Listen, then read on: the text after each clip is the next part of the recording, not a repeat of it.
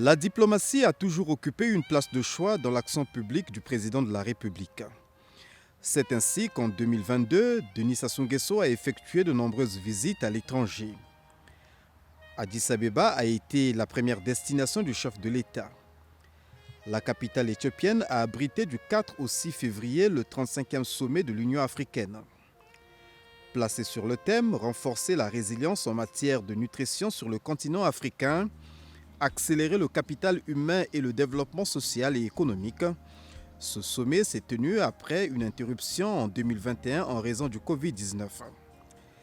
Les travaux ont été notamment marqués par des appels à la solidarité africaine face aux impacts du Covid-19 et à la lutte fervente contre les changements anticonstitutionnels.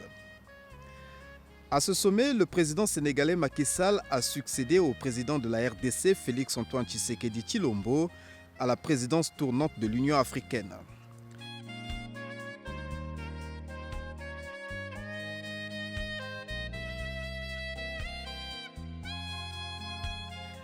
Un autre sommet de l'Union africaine s'est tenu du 26 au 28 mai à Malabo en Guinée équatoriale. Au nombre des sujets abordés, la situation humanitaire en Afrique, le terrorisme et les changements anticonstitutionnels. Au sortir de ce sommet, les dirigeants africains ont réaffirmé leur engagement à améliorer la situation humanitaire, sécuritaire et politique sur le continent, à renforcer la lutte contre le terrorisme et la crise climatique.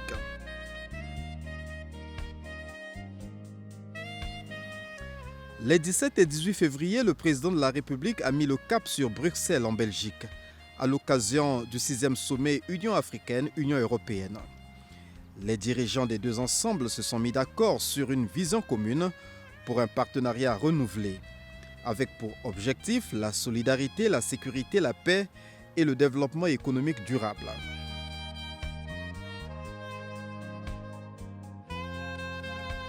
En 2022, le président de la République s'est rendu à 4 reprises à Kinshasa, en République démocratique du Congo. D'abord le 24 février, à la faveur du 10e sommet des chefs d'État et de gouvernement des pays signataires de l'accord cadre pour la paix, la sécurité et la coopération pour la RDC et la région. À cette occasion, Félix-Antoine Tshisekedi Tshilombo a été désigné pour succéder à l'Ougandais Yoweri Museveni à la présidence du mécanisme régional de suivi pour 1 an. Les chefs d'État et de gouvernement des pays signataires du dit accord ont affiché leur détermination à mettre fin au cycle de conflits et de violences sévissant régulièrement dans la région des Grands Lacs et plus particulièrement à l'est de la RDC.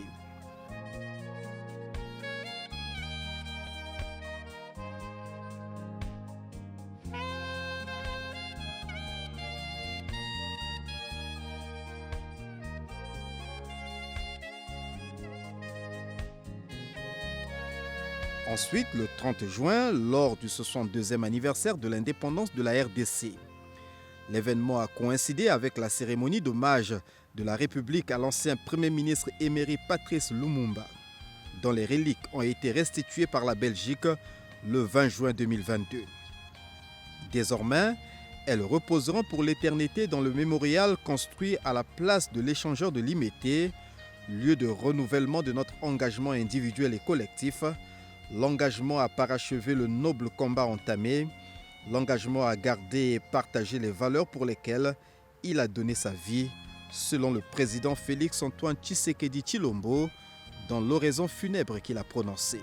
Cher héros national, c'était dans la nuit du 27 novembre 1960 que vous aviez quitté Kinshasa, alors Léopoldville, dans l'anonymat le plus total.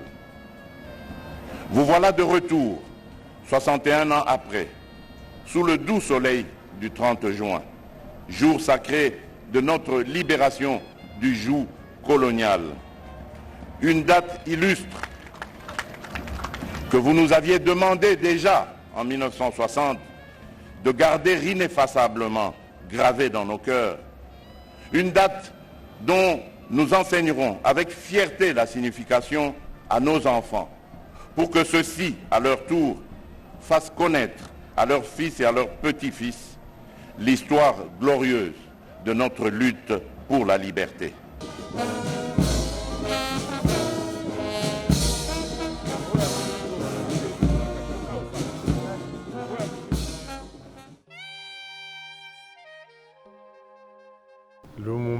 a été proclamé ici à juste titre héros national.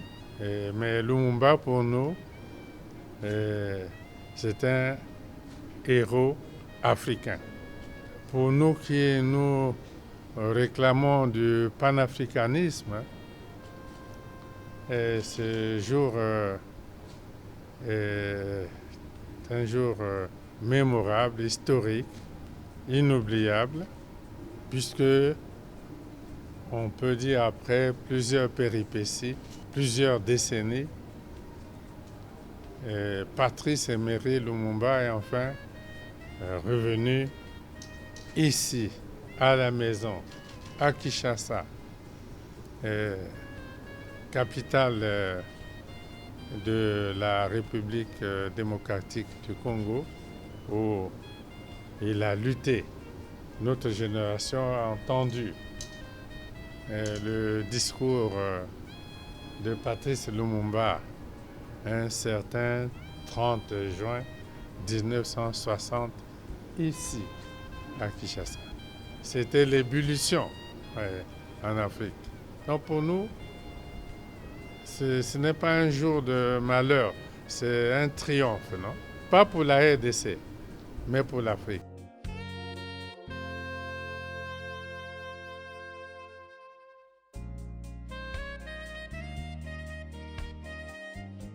Et puis, du 8 au 9 octobre, à l'occasion des échanges entre les présidents Denis Sassou Nguesso et Félix-Antoine Tshisekedi Tshilombo, ils ont essentiellement tourné autour du conflit à l'est de la RDC, au cœur de la crispation entre Kinshasa et Kigali.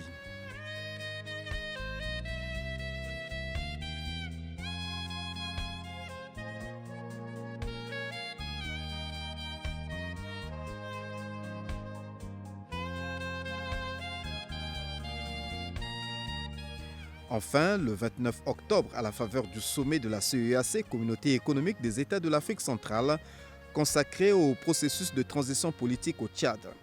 Il est intervenu quelques jours après des manifestations qui ont fait une cinquantaine de morts le 20 octobre au Tchad.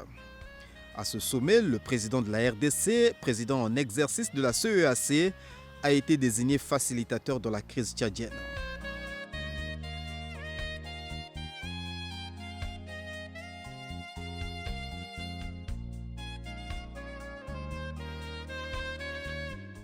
En 2022, le chef de l'État a fait 2 fois le déplacement de Dakar, la capitale sénégalaise. La première fois du 20 au 22 mars lors du 9e Forum mondial de l'eau. Au cours de cette rencontre, un appel à garantir le droit à l'eau et à l'assainissement pour tous a été lancé à l'endroit de la communauté internationale. En outre, la nécessité d'adapter les plans de gestion durable et intégrés pour préserver les ressources en eau et les écosystèmes a été réaffirmée.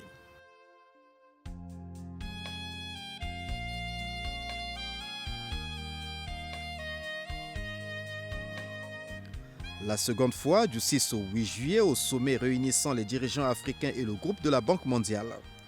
La grande annonce faite pendant les travaux est celle des 93 milliards de dollars mobilisés au titre d'IDA 20, le 20e cycle de l'Association internationale de développement, pour servir au financement des projets et programmes à impact visible en matière de développement économique.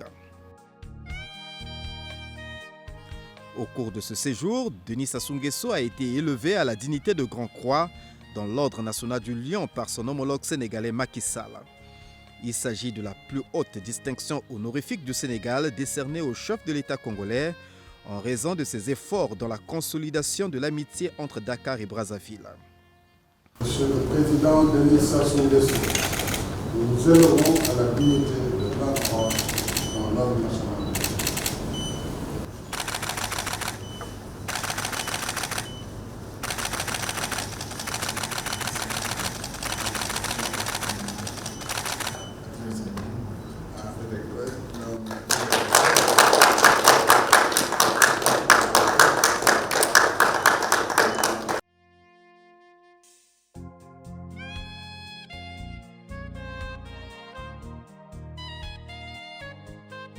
Sénégal et le Congo, c'est une vieille histoire de lutte, d'amitié, une histoire, on pourrait dire, de famille.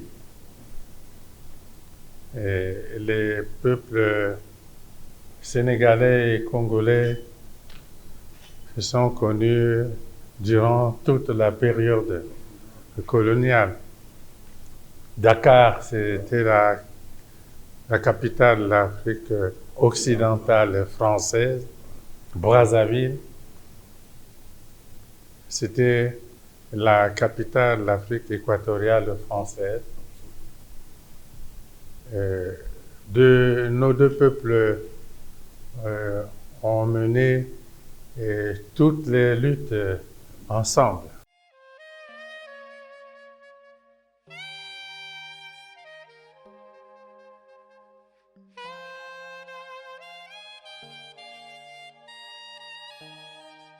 Du 4 au 6 juillet, le chef de l'État prépare à Alger aux festivités marquant le 60e anniversaire de l'indépendance de l'Algérie.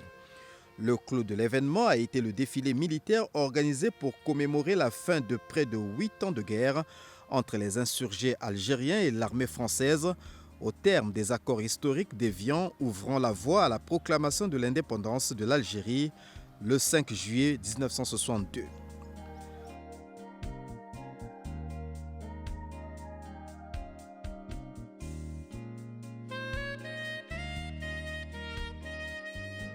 Toujours en Afrique du Nord, précisément en Égypte, Denis Sassou Nguesso a joint sa voix à celle des dirigeants du monde présents à la COP27 tenue du 6 au 18 novembre.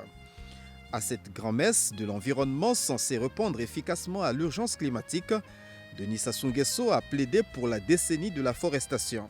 Cette COP s'ouvre à une date symbolique.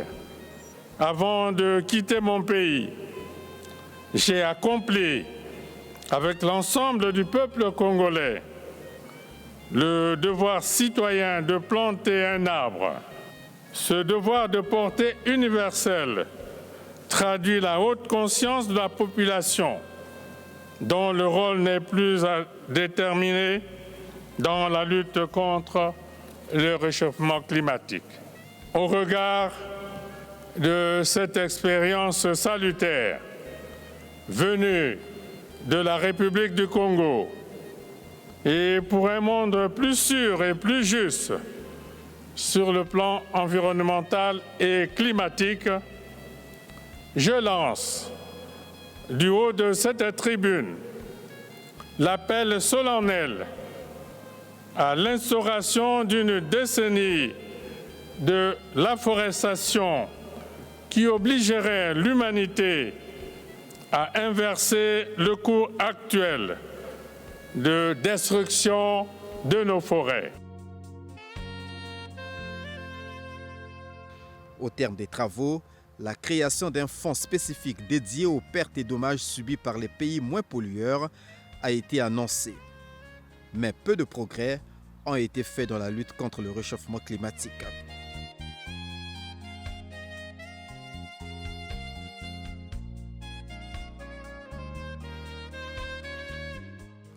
En 2022, le chef de l'État a assisté à 3 cérémonies d'investiture consécutives au scrutin présidentiel.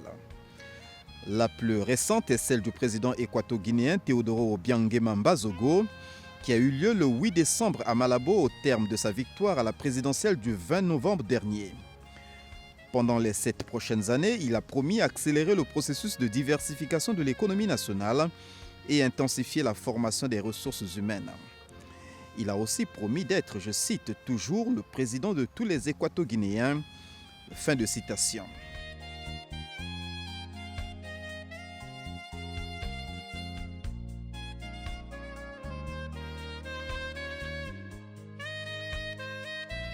Les 2 premières cérémonies de prestation de serment se sont déroulées en septembre, d'abord à Nairobi au Kenya, où William Ruto a prêté serment, devenant ainsi le 5e président kényan. Il a appelé à l'unité de tous les Kenyans. Face à la crise économique, il a promis la création d'un fonds de débrouillard de 410 millions d'euros au profit des petites entreprises.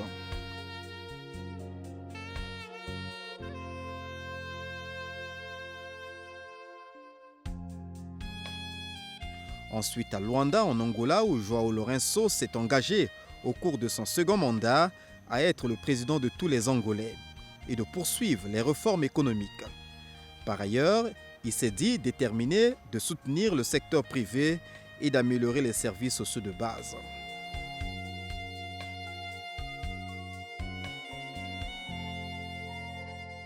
Toujours à Luanda, un mois avant, le 28 août, Denis Sassou Nguesso a pris part aux obsèques de l'ancien président angolais José Eduardo dos Santos, décédé le 8 juillet à Barcelone en Espagne. Le chef de l'État congolais interrompait ainsi momentanément ses vacances en Turquie pour témoigner sa considération et son estime à l'illustre disparu. Et je dois d'abord dire que l'Angola et l'Afrique viennent là de perdre un grand dirigeant. Et personnellement, je viens de perdre un ami, un frère, un compagnon de lutte.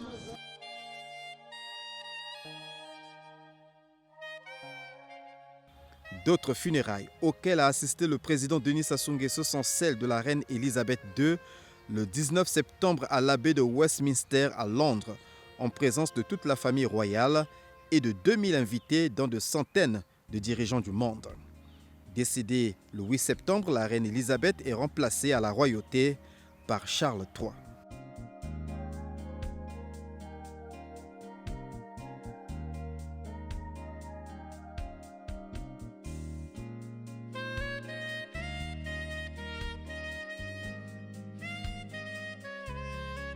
C'est par Washington et Paris que le président Denis Sassou Nguesso a bouclé son agenda diplomatique au titre de l'année 2022.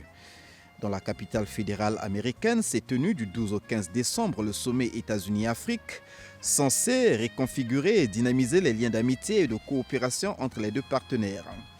À cette occasion, des annonces ont été faites, comme le déblocage par les États-Unis de 2,5 milliards de dollars pour lutter contre l'insécurité alimentaire en Afrique, 75 millions de dollars pour renforcer les institutions démocratiques, 100 millions de dollars pour l'assistance sécuritaire.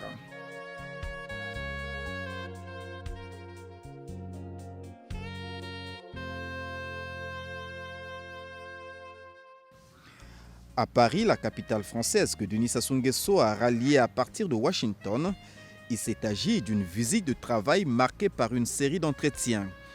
L'entretien le plus remarquable est celui qu'il a eu avec son homologue français Emmanuel Macron au palais de l'Élysée.